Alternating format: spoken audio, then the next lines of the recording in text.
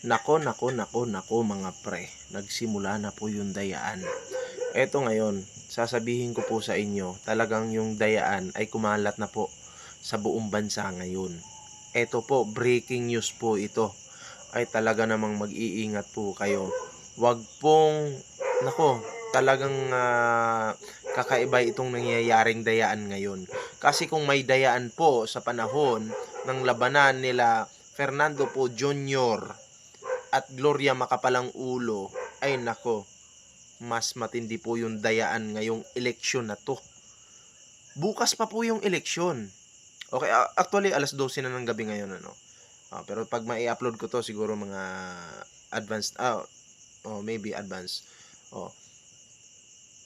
Noong panahon ni Gloria Macapalang Ulo at FPJ, nagkaroon po ng dayaan. Naulit na naman po ngayon pero mas kakaiba po ito. Ibang bersyon mga pre, yung dayaan ngayon. Grabe, no? Kasi alam nyo, kakaiba yung nangyayari ngayon. Kasi ito mga pre, no? Etong mga Duterte at etong mga Makamarcos katulad natin, nagkakabanggaan. Pero eto na, aaminin ko na sa inyo. Wala akong kinakampihan sa dalawa, ano? Marcos, Duterte, wala akong kinakampihan. Katotohanan lang po tayo. Pero ito po pala yung totoong nangyari.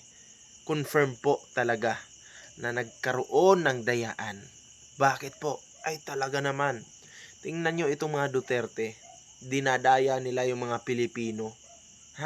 Dinadaya po nila yung mga Pilipino na pinaparating nila sa kanilang mga salita, mga speech nila na magkakaroon ng dayaan sa May 12. Advance pa sila. Wala pa pong nangyayaring butuhan. Sila advance na. May dayaan na daw pong mangyayari. Maniniwala po ba kayo doon? So, dinaya po nila yung mga milyon-milyong utak ng mga Pilipino. Mga Duterte po ang totoong mandaraya. Sila po ang talagang binilog nila yung mga utak ng mga individual na Pilipino.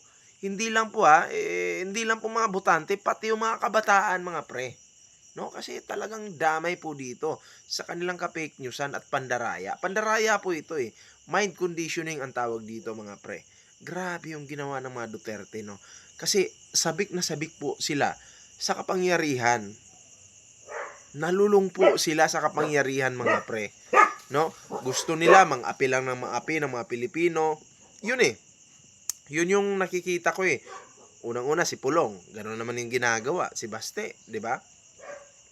Sara Duterte, Rodrigo Rua Duterte, ganoon naman yung ginagawa nila eh. Ang maliitin yung mga maliliit na tao. Ang kaya lang po nilang maliitin, pagbantaan, murahin, walang hiyain, babuyin, yung mga maliliit. Pero yung mga malalaki, hindi po nila kaya. 'Di ba? Kasi sila po yung amo nila eh. Maka-China, syempre naman, 'di ba? Pag maka-China, amo nila 'yan. Syempre, tayo mga Pilipino, papayag po ba tayo na magtuloy-tuloy yung kawalang hiyaan ng mga Duterte? Hindi po.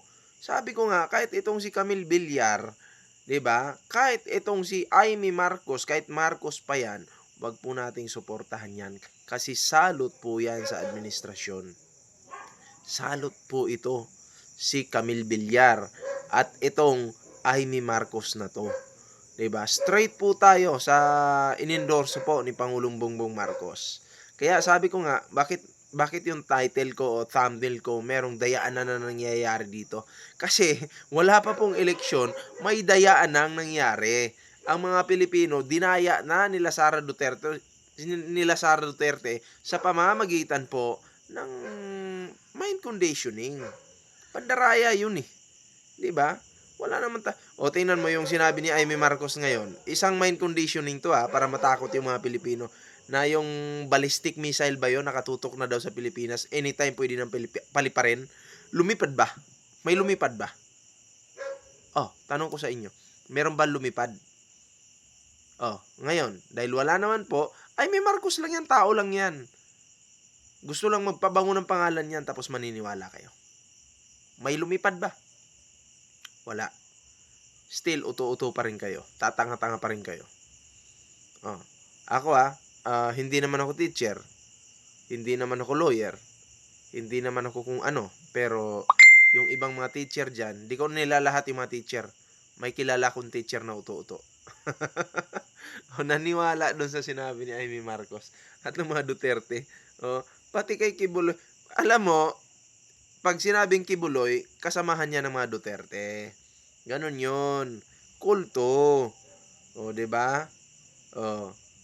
Ako, may lahi akong Muslim. Nag-born again lang kasi ako. Pero, hindi ibig sabihin nun, isusuporta kami sa mga kulto. Iba yung relihiyon ng Muslim eh. Iba yung relihiyon ng born again. Iba yung relihiyon ni Kibuloy. Kasi yung kay Kibuloy, talagang pandemonyo yun. Kulto yun. Pera-pera yung labanan dun.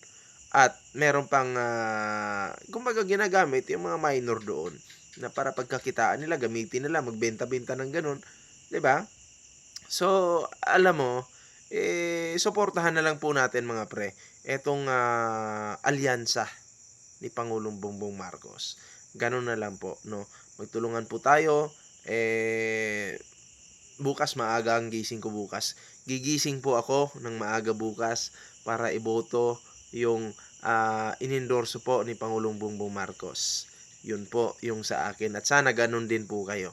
Ang pangit naman po, gigising kayo bukas ng maaga tapos ang iboboto nyo si Kibuloy, Philip Salvador, si Marcoleta, si Bato, Bongo. Ay nako po, Jimmy Bundok. Nako po. Ay nako, para kayong kumuha ng bato na ipinukpok ninyo sa ulo ninyo. 'Di ba? Yun na lang po. Yun na lang po yung isipin nyo. Isipin po natin yung mga apo natin, mga anak natin, na in the future, maging maganda yung buhay nila. Ha? Kunin po natin yung mga senador na talagang may malasakit sa mga Pilipinong mahihirap. Hindi yung nagpapanggap na mahihirap sila. At yung mga kumakain ng barbecue, katulad ni Camille Villar, ng kumakain ng, anong tawag doon? Fishball, katulad ni Sara Duterte.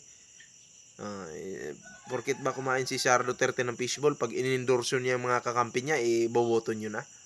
Hindi. Philip Salvador, iboboto nyo ba? Hindi niya nga maasikaso yung anak niya eh. Di ba?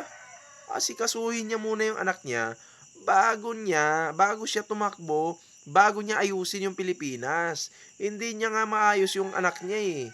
Pilipinas pa kaya? Ang kapal na mukha mo. Philip Salvador, gusto mo sapakan tayo eh. Kapal na mukha mo eh. Wala kang kwentang tatay. Ha? Wala kang kwentang tatay. Ako tandaan nyo isa po akong tatay. Ha? Isa po akong tatay pero gusto kong magpakatatay sa anak ko. Ha? Didisiplinahin ko hanggat gusto kong disiplinahin. Basta tamang disiplina lang at maging stricto. Pero tingnan mo ito si Philip Salvador. Hindi po nagpakatatay sa anak niya. 'Di ba? Oo. Mas inuna pa niya yung ayusin daw yung bansa kumpara sa sa anak niya. Yung relasyon niya sa anak niya kay Chris Aquino. Kahit papaano naman, nagkaroon kayo ng relasyon ni Chris Aquino. May sakit yung tao, oh. Ang ginagawa mo? Tatay ka ba? May pagmamahal ka ba sa anak mo? Anak mo yan eh. Pukpukin kita ng cellphone eh. Pukin ang ina yung mga kayo. PDP walang laban kayo. Mga talagang masalot kayo sa bansa.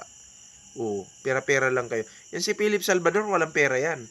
Pag nanalo senador yan, alam ko malabo Pag nanalo senador yan, magnanakaw lang yan. Bakit? Wala nga maibigay na pera sa anak eh. Wala nga suporta sa anak eh. Nagigits nyo yun? Yung punto. Nagigits nyo? Yun. Yun yung ibig mong sabihin doon. Diba? Anyway mga pre, yun na lang muna yung ating video. Siyempre, bago po tayo magtapos sa ating video ngayon, huwag kalimutang mag-like, share, and subscribe sa ating video. Kung sinasabi nyo pinagkakakitaan ko yung Duterte, siyempre, vlogger ako eh. Pagkakakitaan ko sila. Natural lang yun, monetize yung channel natin. At masarap pagkakitaan yung mga tanga.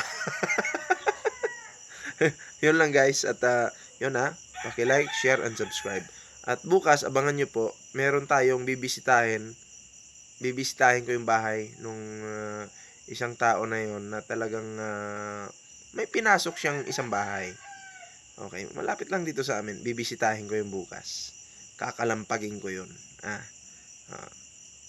Gusto nyo ngayon na ila-live ko? Gusto nyo ngayon na?